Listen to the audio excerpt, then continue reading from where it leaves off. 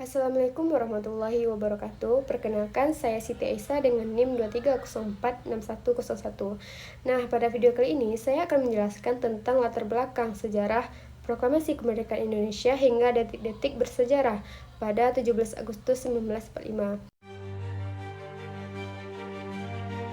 Nah, penjelasan ini akan menggambarkan bagaimana kondisi politik, perang dunia, serta dinamika para tokoh bangsa membentuk lahirnya Indonesia Merdeka.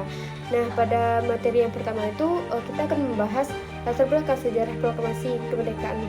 Nah, menjelang pertengahan tahun 1945, Jepang berada dalam posisi yang sangat lemah dalam Perang Dunia Kedua.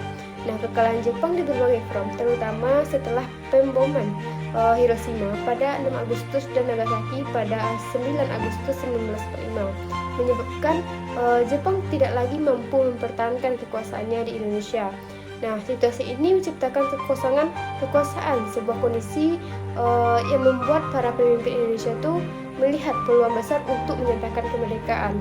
Dalam suasana penuh ketegangan, muncul keinginan kuat dari rakyat dan para tokoh nasional untuk segera mendirikan negara sendiri sebelum Belanda itu kembali. Nah, untuk materi yang kedua yaitu perbedaan pandangan golongan tua dengan golongan muda. Nah, pada masa itu muncul dua kelompok dengan strategi berbeda. Yang pertama, golongan tua, di mana seperti Soekarno dan Muhammad Hatta ingin proklamasi dilakukan dengan perhitungan matang. Mereka mempertimbangkan situasi militer dan menghindari perontakan besar yang bisa membahayakan rakyat.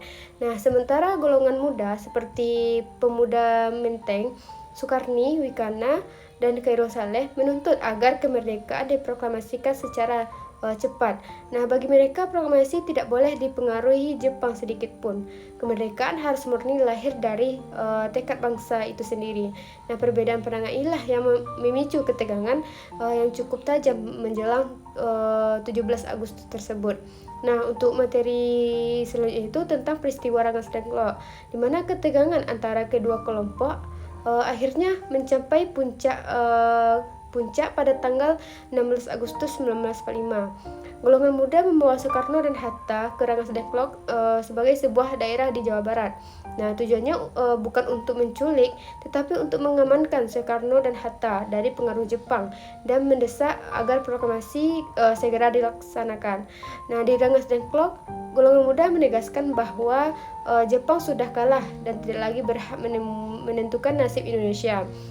Nah, untuk materi selanjutnya itu penyusunan teks proklamasi, di mana pada malam hari tanggal 16 Agustus setelah dicapainya kesepakatan Soekarno-Hatta ke Jakarta, mereka menuju rumah Laksamana Maeda, di mana seorang perwira angkatan laut Jepang yang memberikan perlindungan dan ruang aman. Nah, di rumah Maeda ini teks proklamasi kemerdekaan itu dirumuskan. Nah, untuk materi selanjutnya itu detik-detik proklamasi 17 Agustus 1945. Pada pagi hari, di mana pada hari Jumat 17 Agustus 1945, rakyat mulai berdatangan ke kediaman Soekarno di Jalan Pengagasan Timur nomor 56 Jakarta. Meski sederhana, suasana itu sangat hikmat dan penuh dengan harapan. Nah, tepatnya pukul 10, Insinyur Soekarno membacakan teks proklamasi kemerdekaan Indonesia didampingi oleh Muhammad Hatta. Nah, inilah momen ketika Indonesia itu secara resmi memproklamasikan dirinya sebagai negara merdeka.